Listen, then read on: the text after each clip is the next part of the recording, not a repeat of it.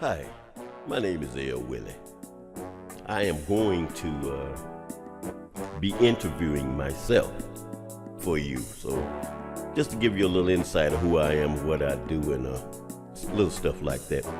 So, if you hear me refer to, or you hear me say something like, well, El said, or he did this, or he did that, don't pay it no attention. I'm just having a little fun, but at the same time, trying to give you a brief description of who El Willie really is, all right? So sit back, chill, get your ear feel. You figure deal me? Peace. Little Willie, El Willie. Ha. It's El Willie, a little Willie. Ha. El Willie, a little El Willie. It's El Willie, a little Willie. To the L, to the Willie. Ha ha ha ha. A lot of people ask me all the time, "Hey, where you get that name from? Who in the hell is El?" I just break it on down to them. I tell them, some people know, some people don't, some people will, some people won't. You figure deal with it. That's who El really is. Peace.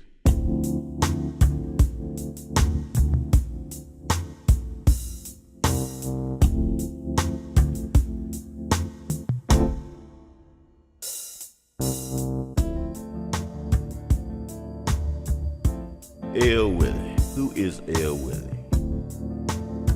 El Willie is a young man that was born in Jackson, Mississippi. Moved to West Palm Beach, Florida in 3rd grade. Moved back to Jackson, Mississippi in 6th and 7th grade. Him and his brother Stan Travis. Reason for moving back to Jackson, Mississippi, he said, it ain't but one season down there in Florida. It ain't no winter, summer, fall. It's just always hot. You figure deal me? And that's when he started listening to different types of music. Started listening to James Brown, of course. Favorite groups at that particular time were the Impressions, the Four Tops.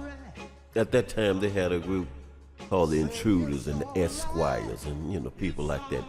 I love that harmony type thing, And then Isaac Hayes came out, and he kind of changed the whole music scene. He started listening to different sounds and arrangements and interpretations, and he fell in love with that type thing.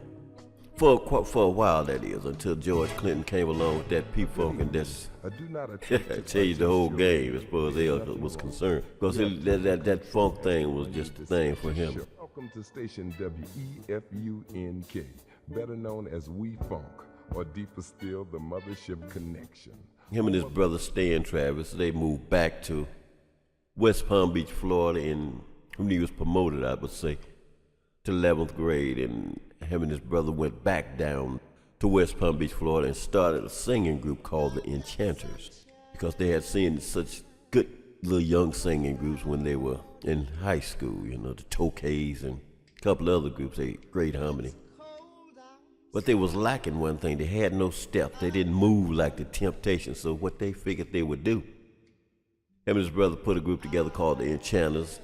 They started looking for cats to sing, but most of all, they was looking for people that could dance.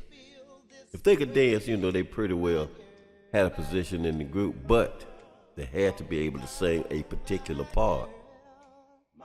So they went out looking for people to sing like Paul Williams with the Temptations, and Stan did Eddie Kendricks because he had that first tenor thing down.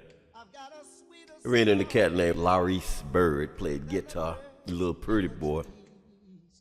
Very nice voice, nice personality. He played guitar and played with his mother's church group, and he was a very humble cat.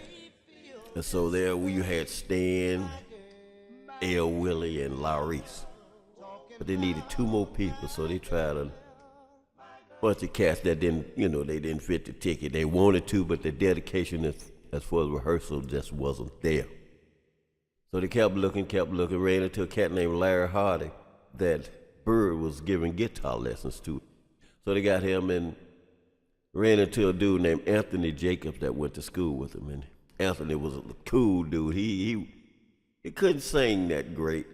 He could dance, but he'll hit the right note every now and then. But the one particular thing that Anthony Jacobs had, he had a very unique voice. And the part that you needed him to sing, it was great for monotone. So if you needed somebody to sing that second tenor part where didn't do no changes, just one straight note, he could handle that note. But if you had him to come off that note, it was a train wreck.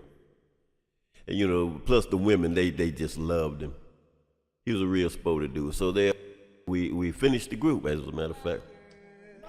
Now it's time to get this thing on. We practice every night. And we became a very good group. You know, we was wiping away the competition because we had studied the Temptations, we had the movements down, we had the harmony down. Everything was cool until we graduated. And then we tried to figure out how in the world was we gonna pay a band to play behind us. We ain't had no money. We hadn't made the big times. So reality set in that, well, we're gonna have to just learn how to play this stuff ourselves. So Bird taught my brother Stan how to play bass. I didn't want to play bass. The guitar was already taken up. Bird and Larry Harder was doing that, so I got me a flute. I'm not gonna say how I got this flute or how I got this saxophone, but I acquired a flute, 2 flutes and 1 saxophone. Let's put it like that. And I tooted on the little flute or whatever for a while, and that's all I had, so I played flute in the band. Got pretty good at it. I liked Jethro Tull because he had these funny sounds. About 6 or 7 months later, I was doing pretty good. But the sound just wasn't big enough, so I got a saxophone by the same means that I acquired the flute. As a matter of fact, from the same place. And one thing led to another. So 6, 7 months later, practiced every day, Maceo, you know, Maceo was the thing. And I tried that Charlie Parker thing with it, but see, when you're learning how to play by ear, you can listen and you can pick up anything. But the trick to it is they have to stop sometimes. Charlie Parker never stopped, so I couldn't never